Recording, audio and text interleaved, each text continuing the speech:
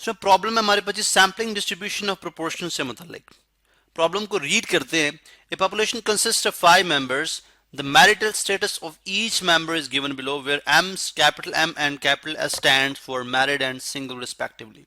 हमारे पास ये टेबल आपके पास मौजूद है जिसमें हमारे पास 5 लोग हैं, 1 2 3 4 5। अब उनका मैरिटल स्टेटस गिवन है, यानी नंबर 1 जो है मैरिड है, नंबर 2 सिंगल है, नंबर 3 मैरिड है, नंबर 4 सिंगल है, नंबर 5 भी सिंगल है। मालूम क्या करना है, determine the proportion of married in the population. बहुत इजी है कि पॉपुलेशन ऑफ यानी परसेंटेज यानी proportion of married in the population क्या है।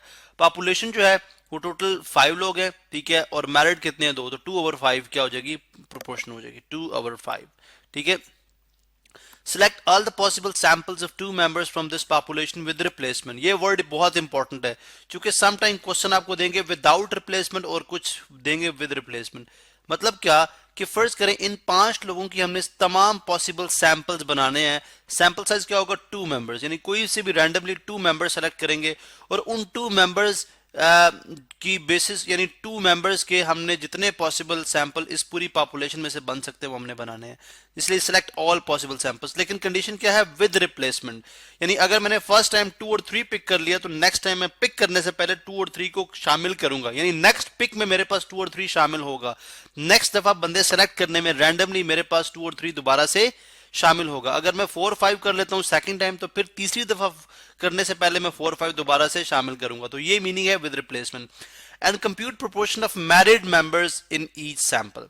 फिर हमने क्या करना है, हमने उस जितने भी पॉसिबल सैंपल्स आएंगे उन तमाम सैंपल्स के अंदर जो मैरिड लोग हैं उनकी प्रोपोर्शन फाइंड आउट करनी है। दैट मींस के अगर फर्स्ट सैंपल मेरे पास 2 3 आ जाएगा तो 2 3 में what is the proportion of married person कितनी है। अगर आप देखें तो इसमें 2 सिंगल है, 3 मैरिड है, तो इसका मतलब है क्या हो जाएगी 1/2, क्या हो जाएगी 1/2, ठीक है। अब नेक्स्ट जो पार्ट सी है वो है जी form the sampling distribution of p and compute the mean and standard deviation of sample proportions computed in B. अब हमने क्या करना है, इस प्रोपोर्शन की बेसिस के ऊपर उसकी सैम्पलिंग डिस्ट्रीब्यूशन करनी है, ठीक है। सैम्पलिंग डिस्ट्रीब्यूशन जा रहा है in terms of probability distribution होगी, यानी किस प्रोपोर्शन की यानी जिस प्रोपोर्शन की जितनी प्रोबेबिलिटी होगी उसके लिहाज से हम उसको डिस्ट्रीब्यूट कर देंगे और उसके बाद उस प्रोबेबिलिटी डिस्ट्रीब्यूशन का यानी उस पी कैप का हम फाइंड आउट करेंगे मीन एंड स्टैंडर्ड डेविएशन, ठीक है। ये हमारे पास बेसिकली क्वेश्चन है।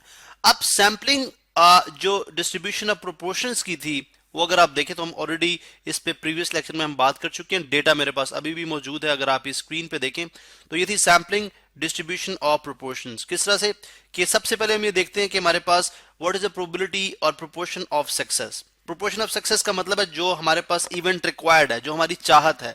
मिसाल के तौर पर 10 बॉल जो हमने लिए थे, probability of getting green ball कितनी है 4/10, that means 4/10 times 100 which means 40%, जिसको हमने क्या बोला, this is our P।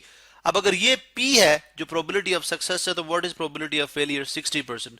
कैसे आएगी, probability of failure को Q से रिप्रेजेंट किया जाता है जो क्या आती है 1, टोटल probability 1 होती है, इसमें से अगर आप जो है 40% निकाल दें 40% निकाल दें या अगर 100% में से 40% निकाल दें तो हमारे पास पीछे क्या रह जाएगा 60%। तो ये कॉन्सेप्ट है इस, और हमने देखा जी कि अगर हम विद रिप्लेसमेंट करते हैं तो उसके लिए हमारे पास जो अरिथमेटिक मीन होगा वो पूरी पॉपुलेशन का मीन होगा और जो हमारे पास स्टैंडर्ड डिविएशन होगा पी कैप का वो किसके इक्वल होगा P times Q over N, square root of P times Q over N, ठीक है। और एंड पे हम इस चीज को प्रूव भी करेंगे, यानी हम इस चीज को प्रूव करेंगे अगर मैं पूरी पॉपुलेशन का डायरेक्ट मीन निकालूं और पूरी पॉपुलेशन का डायरेक्ट स्टैंडर्ड डिविएशन निकालूं तो क्या वो इन रिजल्ट यानी इससे निकाले गए मीन और स्टैंडर्ड डिविएशन के बराबर है या नहीं है, ये भी हम एडिशनली प्रूव कर लेंगे ताकि हमारा कॉन्सेप्ट न्यूमेरिकली भी क्लियर हो जाए, ठीक है। चलें जी क्वेश्चन के ऊपर चलते हैं। तो सबसे पहला जो स्टेप होगा हमारे पास सबसे पहला स्टेप क्या है कि प्रोबेबिलिटी ऑफ जो उसने determine the proportion of married in population. तो हम बात करेंगे जी क्योंकि पार्ट ए का आंसर है, ये पार्ट ए का आंसर, क्योंकि जो टोटल हमारे पास पॉपुलेशन है वो कितनी है यानी कैपिटल एन हमारे पास है 5 और जो मैरिड पीपल है यानी मैरिड पीपल वो कितने हैं पॉपुलेशन के अंदर सिर्फ 2, ठीक है, सिर्फ 2। इसका मतलब है कि जो हमारे पास पॉपुलेशन, जो हमारे पास प्रोपोर्शन आ जाएगी, ठीक है, P, वो किसके इक्वल आ जाएंगे, नहीं ये पूरी पॉपुलेशन की प्रोपोर्शन है, यानी पूरी पॉपुलेशन में प्रोपोर्शन ऑफ सक्सेस है। P is the proportion of success. किस तरह आएगी, capital X over N। Capital X क्या है, 2, तो इसका मतलब है 2/, व्हाट इज कैपिटल N, 5, तो 2/5 जो कि बनती है 0.4, जो कि बनती है, और इन परसेंटेजेस में देखो तो ये क्या बनती है, 40%। इसका मतलब पूरे डेटा सेट में 40% लोग मैरिड हैं और 60% लोग अनमैरिड हैं। क्योंकि अगर आप, दैट मेक सेंस, अगर आप 20% सबको दें, इसको भी 20% दें, इसको भी 20 दें, क्योंकि 5 है तो सबको 20% वेटेज दी जा सकती है। ठीक है, अगर आप सबको 20% वेटेज देते हैं तो टोटल 100% वेटेज बनती है। तो 100 में से अगर आप देखें तो 20 + 20 40% मैरिड, और 20 + 20 + 20 60% अनमैरिड। ठीक है, ये सिंगल हम कह सकते हैं। अब पार्ट बी है जी, पार्ट बी में क्या था, यानी पार्ट ए इज डन। ठीक है, पार्ट बी है, select all possible samples of 2 members from this population with replacement and compute proportion of married members in each sample.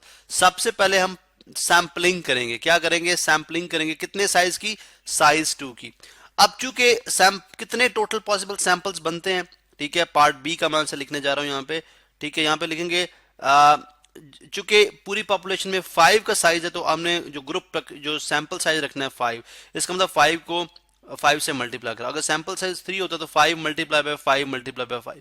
अगर सैंपल साइज 4 होता तो 5 × 5 × 5 करते। अब चूंकि सैंपल साइज 2 है तो 5 × 5 मीन के 25 सैंपल्स बनेंगे विद, यहाँ पे important word is with replacement, यानी विद रिप्लेसमेंट हमारे पास 25 सैंपल्स बन रहे हैं, रिप्लेसमेंट। अब वो 25 सैंपल्स कौन से हैं, वो 25 सैंपल्स क्या हो सकते हैं। मिसाल के तौर पर मुझे याद तो है लाइक 1 2 3 4 5 है। ठीक है, 1 2 3 4 5 है, तो सैंपल्स क्या हो सकते हैं मेरे पास। अगर फर्स्ट टाइम मैं फर्स्ट पर्सन निकालता हूं तो पॉसिबिलिटी ये कि सेकंड टाइम भी फर्स्ट हो सकता है, ऑब्वियसली बिल्कुल पॉसिबिलिटी मेरे पास है। क्योंकि फर्स्ट टाइम 1 है तो सेकंड टाइम मैं 1, देखें 1 2 3 4 एंड 5, ये हमारे पास पॉपुलेशन का साइज है। अब फर्स्ट टाइम अगर मैं 1 निकालता हूं तो 1 को ज़ाहिर है मैं रिप्लेस करूंगा, जब रिप्लेस करूंगा तो सेकंड टाइम भी 1 निकल सकता है। अगर फर्स्ट टाइम में 1 निकालता हूं तो सेकंड टाइम 2 भी निकल सकता है। अगर फर्स्ट टाइम में 1 निकालता हूं सेकंड टाइम 3 भी निकल सकता है। लेट्स से फर्स्ट टाइम मैंने 2 निकाल लिया तो सेकंड टाइम 1 निकल सकता है। फर्स्ट टाइम मैं 2 निकालता हूं, अब 2 को वापस रखूंगा तो 2 भी निकल सकता है। ठीक है, फर्स्ट टाइम, यानी इसी तरह से आप इसको, हम टेबल को कंप्लीट करेंगे। अगर मैं फर्स्ट टाइम में 3 निकाल लूं तो सेकंड टाइम जो है वो 1 निकल सकता है। अगर फर्स्ट टाइम मैं 3 निकाल लूं सेकंड टाइम 2 निकल सकता है। अगर फर्स्ट टाइम मैं 3 निकाल लूं सेकंड टाइम 3, क्योंकि 3 को रिप्लेस करना है। इस तरह 4 के साथ भी 1 हो सकता है एंड सो ऑन। अब मेरे पास ये सारे पॉसिबल सैंपल जो है वो बने हुए हैं, यहाँ पे मैं इसको जो है वो पेस्ट कर देता हूं और हम इसको नेक्स्ट वीडियो में कंटिन्यू करते हैं, क्योंकि हम ऑलरेडी शॉर्ट ऑफ टाइम है।